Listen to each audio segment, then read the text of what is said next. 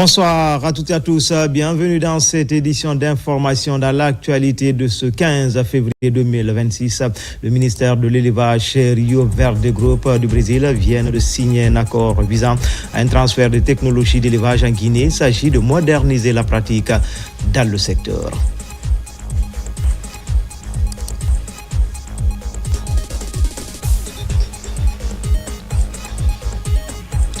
Et puis, selon les spécialistes, la Guinée dispose d'un potentiel hydroélectrique estimé à 6200 MW. Mais le secteur fait toujours face à des défis majeurs. Pour répondre à la demande, le ministère de l'Énergie opte pour la révision de la politique actuelle. Enfin, le CD d'India numéro 4 en synergie d'action avec l'association des femmes engagées pour la solidarité.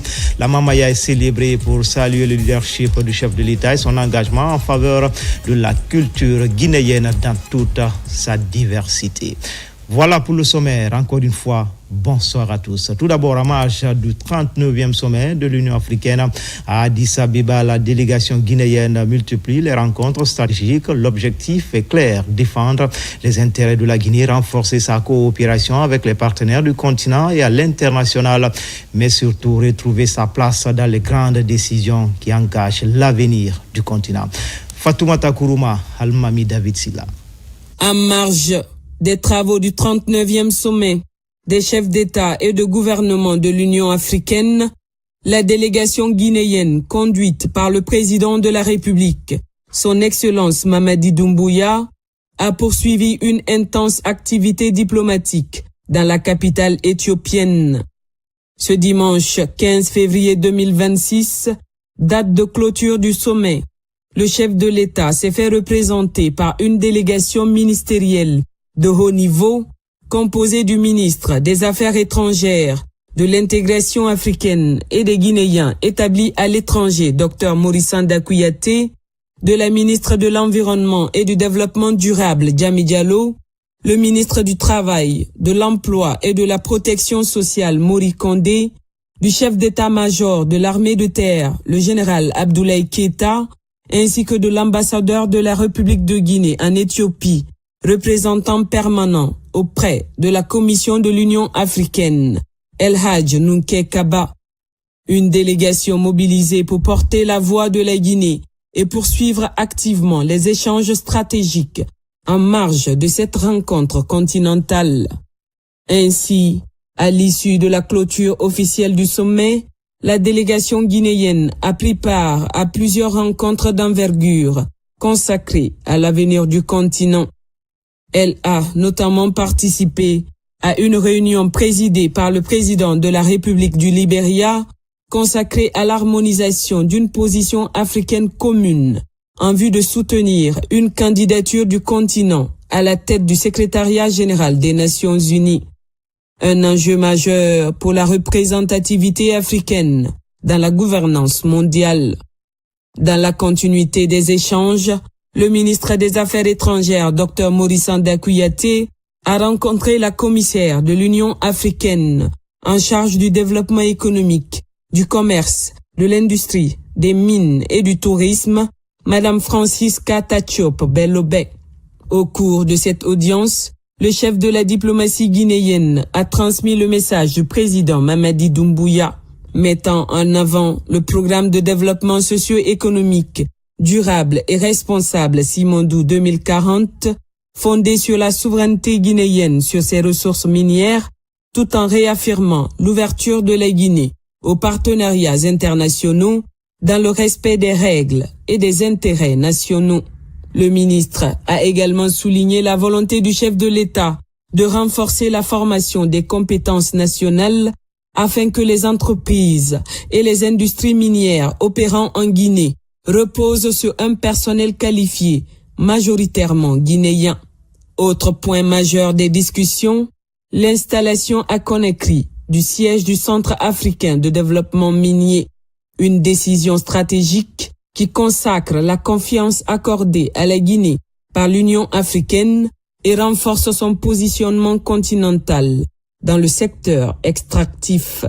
Je ne pourrais rien dire sans d'abord féliciter vraiment le président Doumbouya pour cette victoire qu'il a eue dans le processus de démocratisation du pays et avec toutes les réformes qui ont été faites, sociales, économiques, politiques, et qui ont mené aujourd'hui à ce que le pays célèbre son retour à l'Union africaine.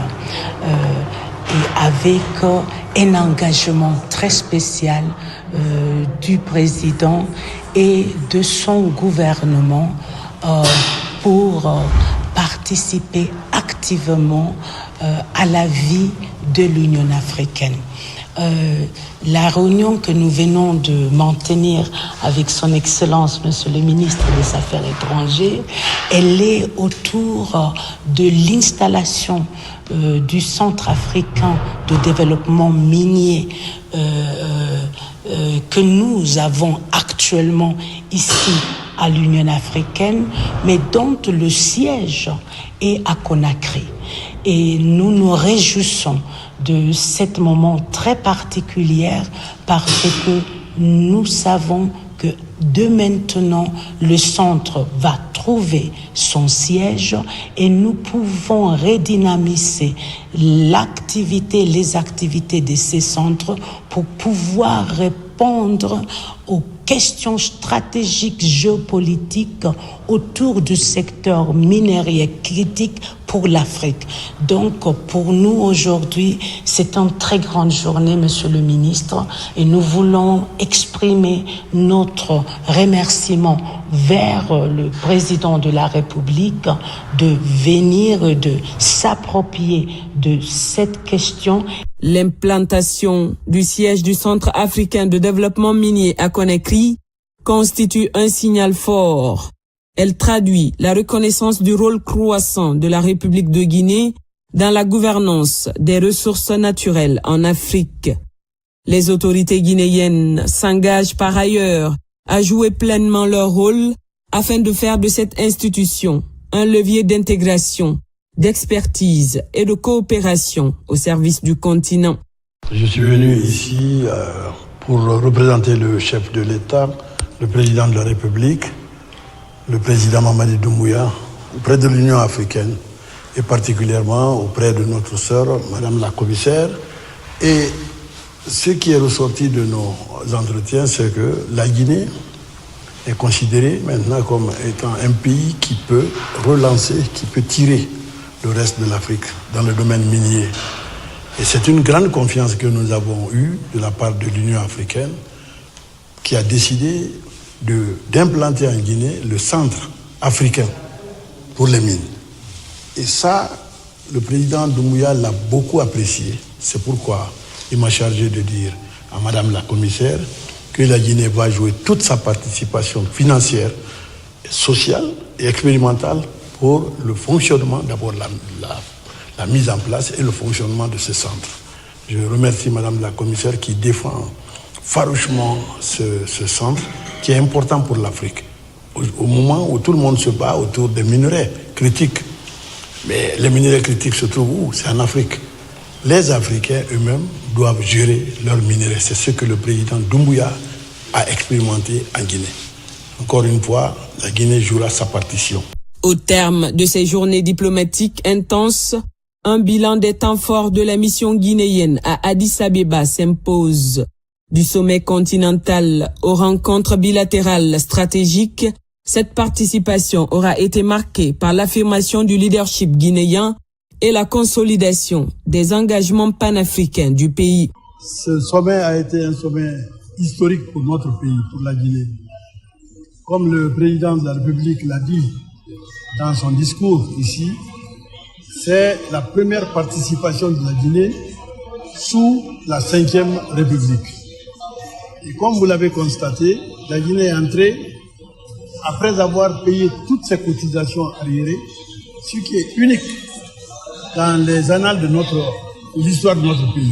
Le président de la République a préféré envoyer un message très fort à l'Union africaine et au reste du monde. C'est pourquoi il a donné des instructions fermes pour que la Guinée, en retournant au sein de son organisation, soit là sans aucune dette. Deuxièmement, la présence physique du président de la République a été un message très fort. Vous avez vu l'engouement autour de lui. Les gens avaient soif de le voir, de lui poser des questions, parce qu'il y a eu des échos qui ont traversé le continent.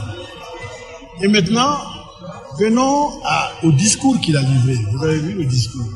Pour le chef de l'État, nous devons arrêter les discours, nous devons arrêter de parler et agir. Agir sur le plan technique, sur le plan scientifique, sur le plan politique, sur le plan social, mais surtout sur le plan infrastructurel. Des infrastructures doivent être mises en place si nous voulons que l'Afrique décolle. Et les rencontres du chef de l'État. Le président de la République a rencontré ses pairs.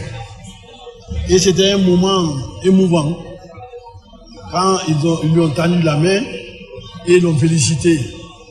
C'est pourquoi je voudrais dire au peuple de Guinée qu'il a tout à fait raison d'être fier de notre chef de l'État, de notre président, le président Mamadi Doumbouya. Il vient de sortir la Guinée de la léthargie. Il a replacé notre pays à son niveau d'antan. Et comme vous l'avez vu, il y a eu aussi des discussions bilatérales. Et dans les discussions bilatérales, beaucoup de décisions ont été prises par les chefs d'État pour un échange. Et certains ont voulu avoir l'expérience Simandou 2040. Et le président leur a ouvert la porte, il dit qu'ils sont les bienvenus pour venir s'inspirer de cette expérience. Vous avez vu aussi qu'on a parlé du centre africain minier que la Guinée a abrité. L'Union africaine a choisi la Guinée, a élu la Guinée pour abriter le centre africain des mines. Ce qui est un signal très fort pour notre pays, pour que ce centre africain soit un laboratoire pour tous les Africains, pour que les minéraux qui sont sous la terre africaine puissent servir aux populations. Et ce centre va être là pour faire des analyses, pour faire des études, pour faire des comparaisons et sortir des résultats pour tous les Africains. Donc ce qui a été, on peut dire que globalement, ce sommet a été un sommet de succès pour notre pays, un sommet de visibilité pour notre pays, un sommet d'audace diplomatique pour notre pays. Vous avez vu ce qui s'est passé ici. On est jeunes à la reprise et on a pu retrouver notre place de vieux dans le continent. Je voudrais demander à nos compatriotes de l'intérieur comme de l'extérieur de la Guinée de saisir cette occasion historique que nous donne le chef de l'État, le président Mamadi Doumbouya, pour remettre la Guinée plus haut encore qu'elle n'était quand nous avons pris l'indépendance et quand nous avons montré le choix, la vision de l'Afrique pour l'indépendance et la dignité. Le président de la République a été aussi invité par son frère et ami, le président du Libéria, qui a organisé une table ronde des chefs d'État africains pour mener une réflexion sur la position africaine dans le choix du prochain secrétaire général des Nations Unies. L'Afrique est toujours partie en rang dispersé. Cette fois-ci, les chefs d'État ont décidé de se concerter et d'aller en rang serré pour que la voix de l'Afrique se fasse entendre dans le choix du prochain secrétaire général des Nations Unies. Et là aussi, la République de Guinée a été entendue largement. Et nous pensons qu'avec la volonté politique qui vient de se dégager, notre position, la position africaine, va influencer le choix du prochain secrétaire général. Au-delà des discours et des rencontres protocolaires, la présence guinéenne à Addis Abeba s'est inscrite dans une volonté claire du président Mamadi Doumbouya de repositionner durablement la Guinée au cœur des grandes décisions continentales. Cette séquence diplomatique traduit l'ambition d'un pays déterminé à peser davantage dans les orientations stratégiques de l'Afrique. À travers cette participation active aux travaux du sommet et aux concertations de haut niveau, la Guinée affirme une nouvelle dynamique portée par la vision du chef de l'État, celle d'une 5e république résolument différente, fondée sur la responsabilité, la souveraineté et l'engagement panafricain. Une république qui entend conjuguer leadership national et contribution structurante à l'avenir du continent.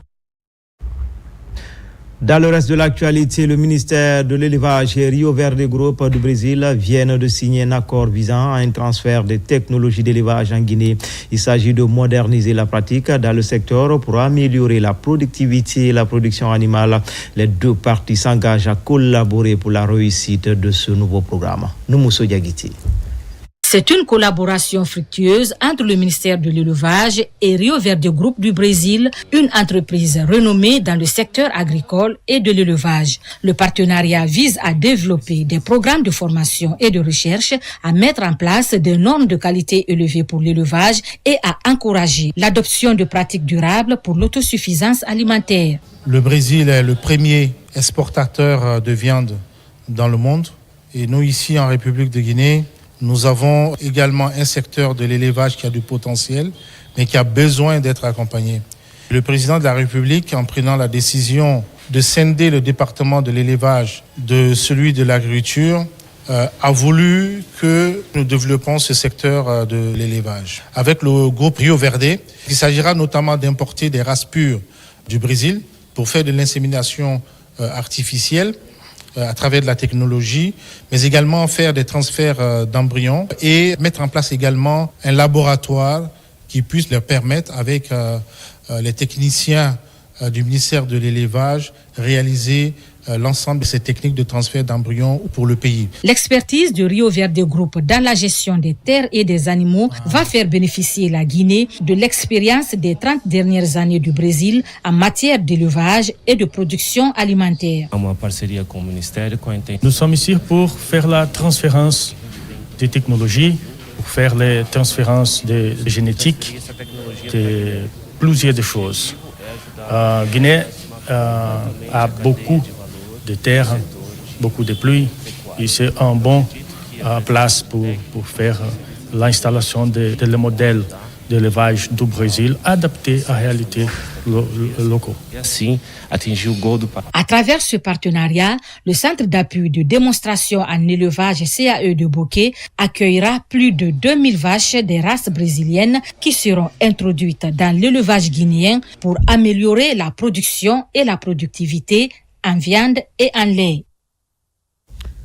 Comité de pilotage du projet de développement agricole du bassin arachidier de Dabola, un accompagnement pour réduire les contraintes et améliorer les rendements. Pour tenir cette feuille de route, un nouveau plan d'action est élaboré assorti d'un budget. Fodé Camara, Marwan Camara pour plus de détails.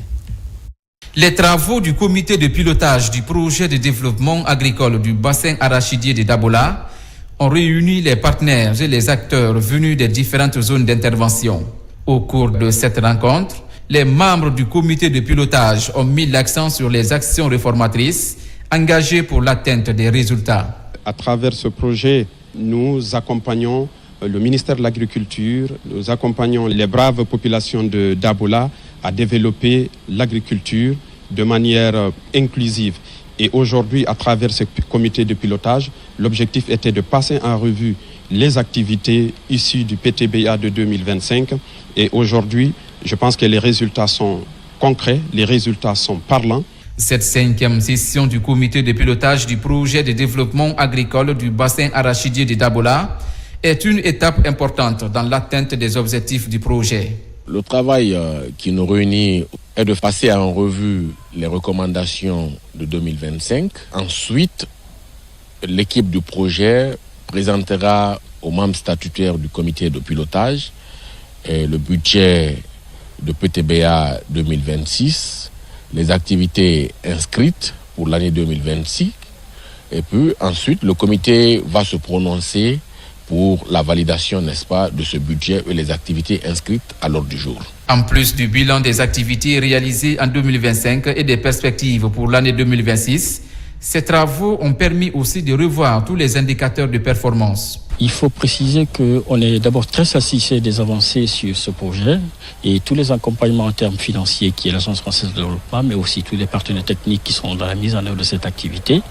Nous souhaitons que cette année soit une année charnière, une année de collaboration, une année de partage d'expériences, mais aussi une année de résultats concrets sur le terrain. Les partenaires techniques et financiers et le gouvernement guinéen s'engagent à pérenniser les activités du projet en vue de valoriser la culture de l'arachide en Guinée.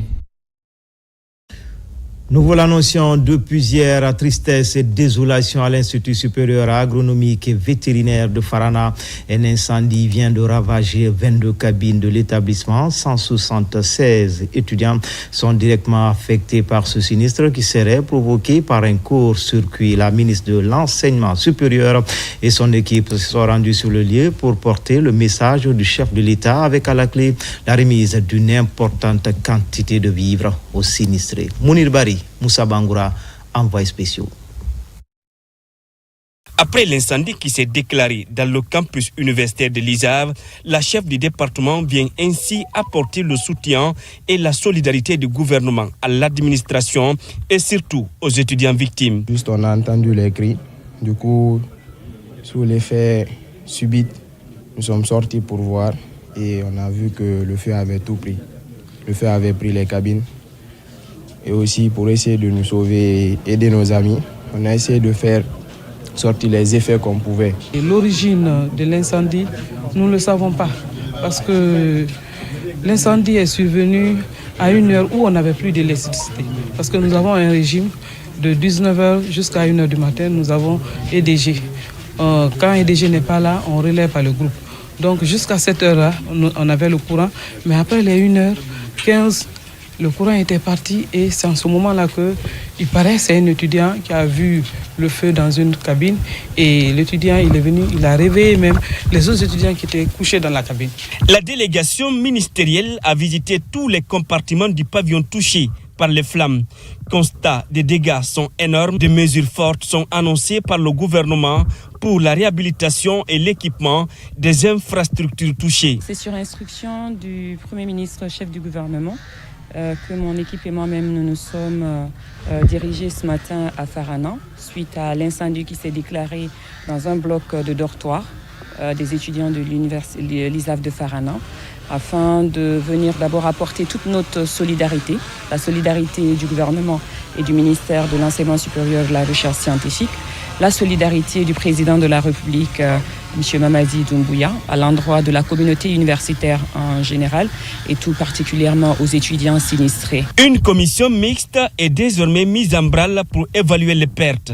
Avant la matérialisation dans les prochains jours des projets de restauration, les 176 étudiants touchés par l'incendie sont à ce jour recasés dans d'autres pavillons. Fin en Conakry des journées annuelles du club des dirigeants de banques et établissements financiers en Afrique, placé sous le thème le financement de l'économie africaine, intelligence artificielle et réglementation au service de l'efficacité bancaire. Les travaux ont permis d'aboutir à des recommandations fortes pour renforcer la résilience des économies africaines. Tiernos Mandialo. Durant les 2 jours de travaux des journées annuelles du club des dirigeants de banques et établissements financiers en Afrique, plusieurs questions relatives à l'optimisation du financement de l'économie et la rentabilité de l'intelligence artificielle dans les institutions financières ont été abordées entre autres. À travers la rencontre de Conakry, c'est tout le secteur financier africain qui étudie les opportunités à tirer de l'intelligence artificielle pour accélérer le financement des économies du continent. L'IA, l'intelligence artificielle, c'est un instrument très important qu'on ne peut pas banaliser, mais avec prudence. C'est-à-dire, la contribution de l'intelligence artificielle peut jouer, par exemple, dans les coûts de revient d'une opération financière, parce que la possibilité de traiter des données, des bases de données importantes avec des temps assez courts. Aujourd'hui, l'intelligence artificielle fait partie des nouveaux instruments que la digitalisation a apportés. Et cet instrument doit aider toutes les institutions à s'améliorer dans leur performance, en gagnant du temps. Aujourd'hui, la gestion n'est pas de la paperasse. Donner un crédit ou gérer un compte bancaire n'a pas de coût en utilisant la digitalisation. Et l'intelligence artificielle contribue aux dirigeants des institutions bancaires, financières, et à tous les cadres qui travaillent dans les institutions bancaires à améliorer leur performance et surtout gagner du temps. Les questions de réglementation et d'inclusion financière ont tout aussi été largement débattues. Avec cette rencontre, la Guinée réaffirme surtout sa détermination à bâtir un système financier moderne et solide dans la mise en œuvre du programme Simandou 2040. La Guinée, comme vous le savez, est à une période charnière de son existence. Nous avons une 5e République, une nouvelle dynamique de refondation de l'État qui est impulsée par le président de la République. Nous sommes dans une période où cette refondation coïncide avec le lancement du méga-projet Simandou qui enregistre 20 milliards de dollars d'investissement. Nous avons le programme Simandou. Avec tout le potentiel que nous avons, nous n'avons aucun doute qu'avec l'appui du secteur privé guinéen, nous pourrons y arriver. Afin de soutenir la dynamique observée à partir des travaux de Conakry, les acteurs du monde de la finance en Afrique affichent une volonté commune de modernisation en mettant en profit l'intelligence artificielle dans l'essor des différentes structures de financement. Rencontre d'échange également à Conakry sur l'évaluation des outils financiers d'acquisition des équipements miniers industriels. Il s'agit de détailler les pistes concrètes d'obtention du matériel à crédit afin d'être plus compétitif sur le terrain. Abakar Diaby, Moussa Bangoura. Ils sont essentiellement constitués des entrepreneurs, des PME et des acteurs privés du pays à prendre part à cette rencontre d'échange d'idées axée sur l'évaluation des outils financiers d'acquisition des équipements miniers et industriels. Initiée par la compagnie guinéenne des équipements CGE, cette initiative consiste à étaler tous les mécanismes nécessaires susceptibles de renforcer la compétitivité des jeunes dans le domaine minier guinéen. C'est pour les palais des méthodes d'acquisition des équipements, dont il y a la méthode leasing, il y a la méthode d'affacturage. Vu qu'actuellement le besoin en équipement et l'importance d'avoir les équipements dans les mines est énorme. C'est un cadre d'échange d'expériences qui vise également à expliquer aux participants comment souscrire pour l'obtention des équipements à crédit. Les tenants et les aboutissants de ce processus sont passés au peigne fin ici. Aujourd'hui, nous sommes dans un marché minier en plein boom et en pleine expansion. Il est extrêmement important qu'en tant que nous, concessionnaires, de mettre à disposition de ces acteurs-là les outils et les techniques les permettant de mieux faire leur demande d'acquisition ou leur demande d'équipement crédit en fait. Parce qu'aujourd'hui, ils ont besoin de plus d'équipements pour pouvoir travailler, fonctionner. Mais si on ne les accompagne pas convenablement comme il faut, avec tous les outils nécessaires, ils ne pourront pas acquérir les équipements comme il faut. Par ce présent conclave, ces acteurs issus des PME sont dorénavant mieux informés pour discuter avec les concessionnaires afin d'établir des cadres de crédit favorables pour leur évolution socio-économique. Comme annoncé dans les titres, selon les spécialistes, la Guinée dispose d'un potentiel hydroélectrique estimé à 6200 MW, mais le secteur énergétique fait toujours face à des défis majeurs pour répondre à la demande sans cesse croissante d'énergie dans notre pays. Le ministère de l'Énergie opte pour la révision de la politique actuelle. N'est-ce pas, Nabi Kamara? La consolidation du projet de lettre de politique de développement du secteur de l'énergie, une priorité actuelle de la Direction nationale des énergies conventionnelles. C'est par rapport aux multiples défis auxquels notre pays fait face dans ce domaine. Pour cela, elle estime que la révision de la politique énergétique en cours apparaît comme une solution idoine. C'est à cela que cette commission restreinte mise en place par le département de l'énergie s'est attelée cette semaine à Conakry. Les présents travaux visent à aboutir à un document stratégique de référence servant le cadre d'orientation et de pilotage du secteur de l'énergie électrique, destiné à guider les actions publiques, les investissements en vue de l'atteinte de nos objectifs sectoriels prioritaires.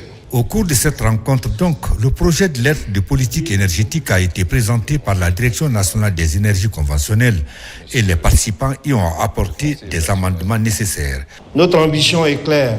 Il faut que, dans vos réflexions, vous sachiez que le secteur de l'énergie est le vecteur principal de la réussite du programme Simandou 2040, initié par le président de la République, Mamadi Doumbouya. Je vous invite donc à travailler avec rigueur, ouverture et esprit de consensus. Ensemble, nous devons aboutir à un document qui doit être techniquement solide, mais aussi porteur de vision et de la confiance pour les générations futures. Selon les techniciens, cette nouvelle lettre de politique devra permettre de matérialiser le droit à l'énergie pour tous les citoyens guinéens et de positionner notre pays comme un acteur énergétique régional grâce à son potentiel d'énergie renouvelable.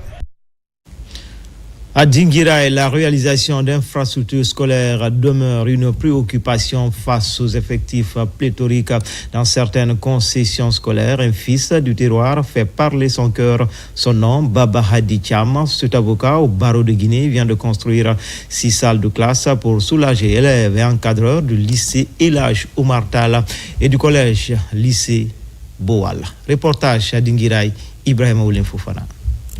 À Dinguiraye, l'une des priorités du système éducatif est la construction d'édifices scolaires pouvant aider à limiter la pléthore dans les salles de classe.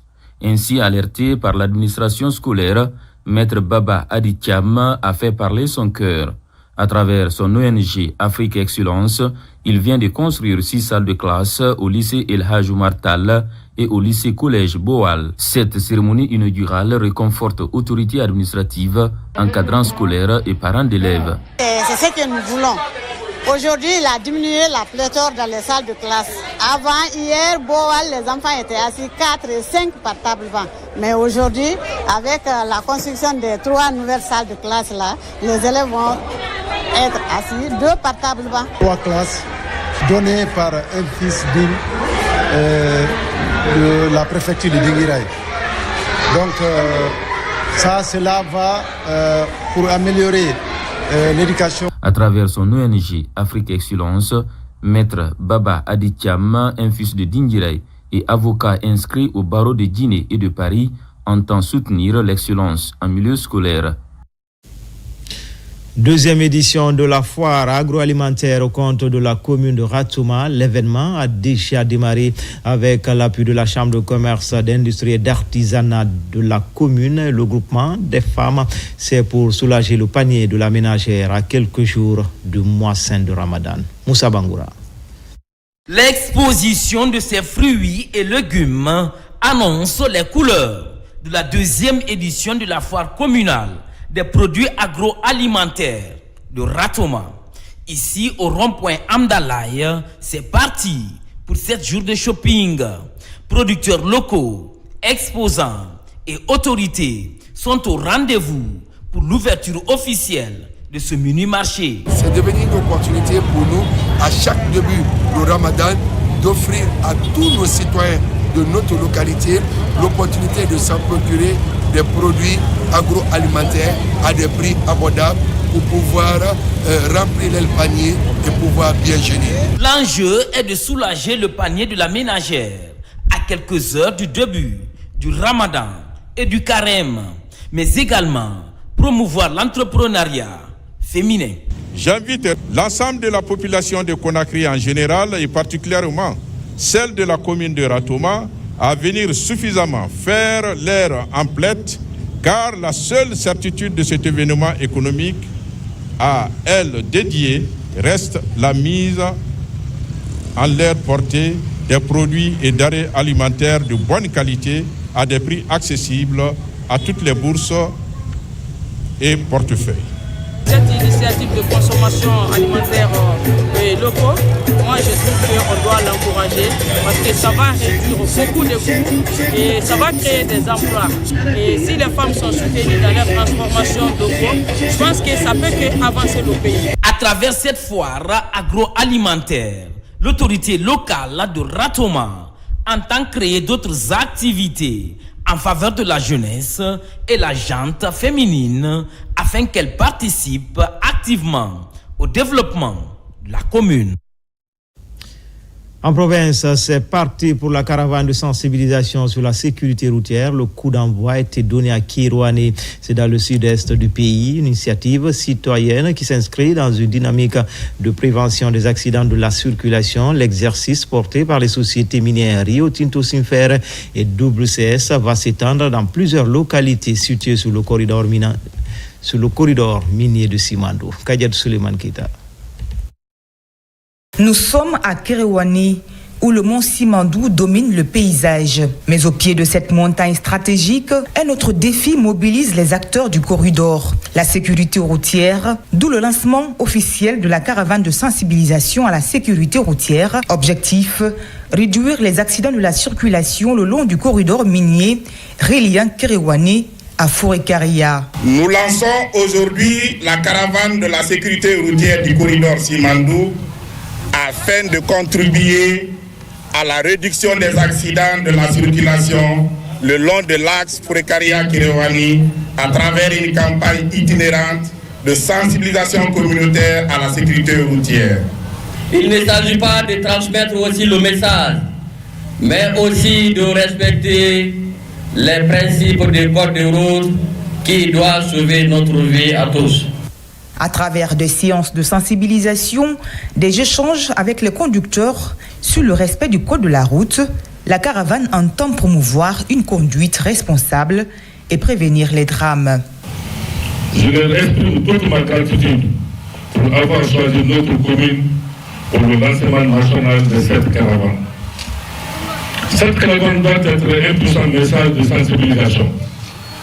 Respect du code de la route. Je me suis hasardé à dire à un de nos agents de compter le nombre de motos qui sont dans cette cour et de me dire réellement quelles sont celles qui ne sont pas immatriculées. Tenez-vous bien, les statistiques que j'ai, on a 107 motos ici. Sur les 107 motos, il y a 63 qui n'ont ni propriétaire. L'urgence est réelle. Le bilan national fait état de 3305 cas d'accidents de la route, dont 528 morts en 2025. Un chiffre alarmant qui interpelle autorités, entreprises et citoyens. De Kerewane à Forêt-Caria, le message est sans équivoque. Sur le corridor de Simandou, la prudence doit accompagner le développement. Dans l'actualité également, l'Union des conducteurs routiers de Guinée se fixe pour mission de défendre les intérêts des professionnels du transport routier au sein de la sous-région ouest-africaine, d'où la mise en place de ces antennes dans les différentes régions et préfectures. Ce soir, place à l'étape de l'Abbé où l'antenne locale est désormais opérationnelle. Sarah Foudine Diallo, Nabila Moussa Kamara, Sona Sagno. L'Union nationale des conducteurs routiers de Guinée œuvre pour la défense des intérêts professionnels des transporteurs routiers évoluant dans l'espace CEDEAO. Elle se donne pour mission d'assurer la représentation des conducteurs, de promouvoir l'intégration régionale, de faciliter les échanges et d'améliorer les conditions de travail ainsi que la sécurité routière. Le rôle de l'Union nationale des conducteurs routiers de Guinée, ICRAO, et de défendre les intérêts des professionnels du transport routier de la CEDEAO. La ICRAO que vous voyez présente aujourd'hui 24 pays qui sont déjà adhérés. Afrique de l'Ouest centrale. Et nous, en Guinée, nous demanderons à tous les secteurs de transport, des syndicats, qu'on soit unis pour développer notre pays. Organisation fêtière des syndicats de chauffeurs de la sous-région, l'Union nationale des conducteurs routiers voit dans l'implantation d'une antenne à l'Abbé une véritable opportunité, une initiative saluée comme un pas important vers la protection des droits des transporteurs et l'amélioration de leurs conditions de travail. Chers conducteurs, nous ouvrons des bureaux à l'Abbé pour être plus proche de vous, que chaque conducteur se sente soutenu dans son travail. Nous allons dire à les autres syndicats d'adhérer, parce que tout le monde a adhéré sur ces syndicats de CEDEAO. Parce que tout le monde est rentré presque. C'est une chose que nous saluons, la mise en place de leur structure. Nous saluons et nous leur demandons au respect strict de tous les règlements intérieurs de leur station pour la bonne marche, pour l'intérêt des citoyens. Cette initiative à l'Abbé réunit autorités administratives, responsables syndicaux et conducteurs autour des mêmes objectifs, améliorer la sécurité et le bien-être des usagers dans l'espace CEDEAO. Signature de 3 conventions liées au développement local dans la sous-préfecture de Koumbia, préfecture de Gawal. À travers ce acte, Alliance Mining Commodity et les communes rurales de Wendombourg, Koumbia et la commune urbaine de Gawal scellent leur union pour accompagner le développement dans ces différentes collectivités locales. RTG Bouquet, Younoussa Tawel Kamara, Mohamed Mara, Bintou Touré. Il s'agit de la signature de 3 conventions de développement local entre la Direction générale de l'entreprise minière Alliance Mining Commodities et les différentes communes impactées par les activités de cette société qui opère dans la zone. Elles concernent respectivement la commune rurale de Wendombourg et Koumbia, mais aussi de l'ensemble des 8 communes de la préfecture de Gawal. À travers ces 3 conventions, plusieurs projets de développement socio-économique seront réalisés dans les collectivités concernées. À travers cette CDL, AMC s'engage devant vous aujourd'hui à accompagner les collectivités locales dans la réalisation des projets structurants, à contribuer à l'amélioration de l'accès aux infrastructures sociales de base, à soutenir le développement économique et social en faveur des jeunes et des femmes. Si on arrive à signer ces différentes conventions locales de développement, vraiment les choses commencent à aller dans les normes. Avec le respect du contenu local, les fils du terroir, beaucoup ont eu de l'emploi. C'est un impact positif par rapport à l'implantation de la société au sein de ma juridiction qui est la préfecture de Gawal. Les différentes parties prenantes s'engagent à respecter les clauses établies et bâtir un partenariat solide fondé sur la transparence et la bonne cohabitation. La population de Koumbia exprime toute sa gratitude pour les bonnes nouvelles liées à cette signature qui lui sera plus avantageuse. Nous continuons à saluer et à féliciter une fois de plus les efforts consentis dans le partenariat avec la société AMC Guinée. La rigueur maintenant, ça viendra de nous les territoriaux. L'argent qu'on donne aux collectivités, ça passe par le préfet. On vous appelle, vous les présidents de délégation, et vous recevez, vous débloquez les montants. En fonction de l'évolution des activités de l'entreprise AMC et des réalités de terrain, les différentes parties prenantes comptent faire de ces conventions un modèle qui soutient le développement de projets miniers et le progrès des zones d'implantation dans la préfecture de Gawal. En Guinée forestière, le concours de recrutement des inspecteurs du travail est lancé sous l'égide du ministère du Travail et de la Protection sociale. Les candidats passent devant un jury composé à cet effet, déterminé à devenir l'interface entre employeurs et employés, doivent répondre à un questionnaire sur leurs compétences académiques et leur maîtrise des lois du travail. En Guinée, lancé Kamisoko, Mohamed Lamine Diallo, Mohamed Salou Paye sont nos correspondants basés dans la région. Le recrutement des futurs inspecteurs du travail est entré dans sa phase décisive. À Zéro-Corée, l'épreuve de défense orale est lancée. Sous le regard attentif des évaluateurs, chaque candidat défile pour un exercice périlleux. Justifier ses compétences, démontrer sa maîtrise du code du travail et surtout prouver sa capacité à arbitrer les conflits employeurs-employés. Nous vous exhortons à plus de détermination, à plus de concentration dans l'évaluation que vous allez avoir le privilège de vous saisir avec sérénité. Comme toute évaluation, c'est la sérénité, la détermination et le courage. Ce recrutement s'inscrit dans une dynamique globale de renforcement de l'administration publique. En délocalisant ce processus dans les régions, l'État affiche une volonté claire de décentralisation et d'efficacité des services publics.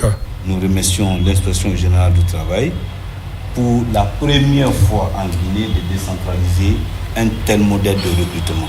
Mais cela dit de la bienveillance de notre ministre qui a bien voulu accepter cette volonté manifeste d'organiser des concours à travers tout le pays.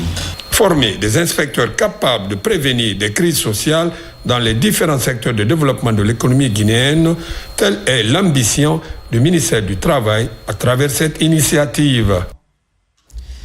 Ici à Conakry, les organisateurs de la 9e édition du Katala face à la presse cette année, c'est la date du 24 avril qui est retenue pour célébrer l'excellence en Guinée. L'agence More and Move qui pilote l'événement annonce les couleurs de cette édition qui se tiendra au chapiteau Baïssa. Mankidi Moussa Kamara, Noumousso Diagiti.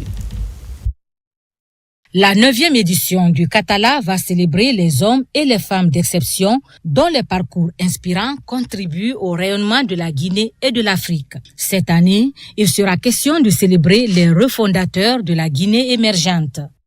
Cette 9e édition s'aligne clairement avec les 5 piliers structurants du Simandou 2040 parce que le développement ne peut être abstrait. Les catégories de Katala gravitent autour de ces piliers stratégiques, à savoir la production, le savoir, l'infrastructure, les finances, la santé et le bien-être. Alors c'est toujours, j'aime le dire, c'est le travail qui paye. Moi je suis en politique depuis 2007. J'ai commencé par être président de la section, la sous-section, le comité national des jeunes jusqu'au bureau exécutif national du PDN avant de rejoindre la GMD. C'est à ce prix j'ai été désigné comme directeur de campagne pour le président Lumbuya et pour l'agence spéciale de Conakry. Créé en 2017 par l'agence More and Move, le Katala s'est imposé au fil des années comme l'un des plus importants cadres de valorisation du talent et de bâtisseurs guinéens. Ce qui va changer, c'est que nous allons mettre en lumière tous ces Guinéens qui impactent et qui accompagnent la refondation. Le Katala, alors, c'est l'inclusion, c'est tout le monde. De l'intérieur du pays, en passant par Conakry à l'extérieur du pays, c'est tout le monde. C'est tout le monde. Mais cette édition, nous ne sommes pas allés vraiment vers ces gens-là pour un souci de logistique, mais nous y pensons. Dans un contexte africain en pleine mutation, la Guinée s'engage résolument sur la voie de la refondation. Derrière chaque réforme économique, sociale ou politique se trouve un bâtisseur, souvent discret, mais efficace. Direction Farana pour parler de style et mode. Les stylistes de la sous-région se donnent rendez-vous dans le Sankara. Les têtes d'affiche dans la mode et la couture sont ainsi célébrées. L'idée de promouvoir la couture made in Guinée. Fanalabaya Kamara, Mohamed Sherif Kamara. Ils sont venus de plusieurs pays de la sous-région pour célébrer les paires de ciseaux ou la couture dans le Sankara. Pour une journée, la ville de Farana devient la capitale de la mode ouest-africaine. Des stylistes et autres couturiers viennent ainsi couronner les acteurs de la mode des régions de Kankan et Farana. Je suis très satisfait aujourd'hui pour les couturiers de Farana parce que ce que je vois là comme ça, quand tu vois aujourd'hui, c'est la première édition à Farana, tu vas dire que vraiment c'est de 3e, 4e édition à Farana. Mais quand même, toujours de faire un effort encore. La fête fut belle avec des défilés pour montrer la valeur du textile guinéen. Une action qui cadre avec la volonté politique des autorités qui mettent en valeur le Made in Guinée lors de toutes les cérémonies officielles. Le défilé qui s'est passé aujourd'hui, ça montre le textile guinéen. Comme vous savez souvent, notre président Mamadou Doumbouya, c'est aussi une de ses valeurs. Promouvoir le tissu local en Guinée, c'est de les accompagner en les donnant un local où ils vont faire les activités pour revenir à leurs besoins. Des satisfecits et autres actes de reconnaissance ont été remis à certains acteurs majeurs de cette manifestation culturelle. Le tout dans une ambiance festive pour célébrer les champions de la mode dans le Sankara. Enfin, on esquisse quelques pas de danse. Le CD Dandia numéro 4 en synergie d'action avec l'association des femmes engagées pour la solidarité. La Mamaya est célébrée à travers ses rites et par chaloupé pour saluer le leadership du chef de l'État ainsi que son engagement en faveur de la culture guinéenne dans toute sa diversité. La cérémonie s'est déroulée au stade Petit Sori de Nongo. Mohamed Bangoura, Abdoulaye Diallo.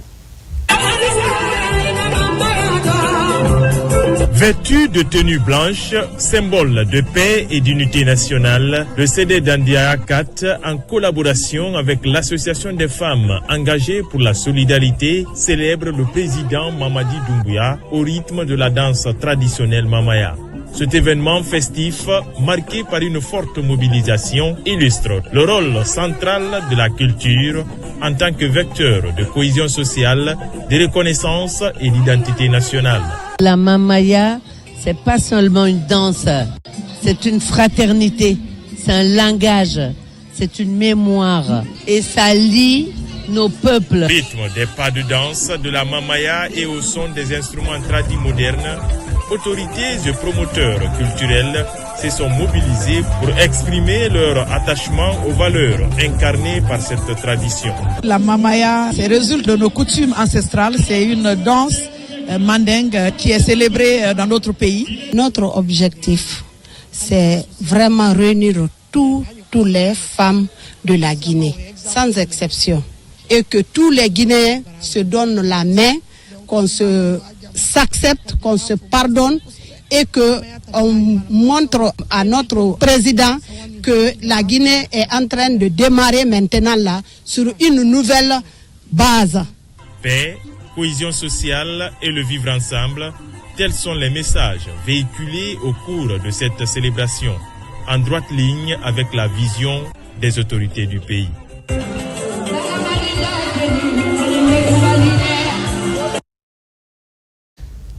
Et c'est ainsi qu'on se quitte au compte de cette dernière édition d'information de ce week-end. Grand a été le plaisir pour moi de vous servir. L'actualité se poursuit également sur le www.rtgguinée.info. À bientôt pour d'autres actualités sur la Guinée, notre paradis terre de richesse et d'innovation, Inch'Allah.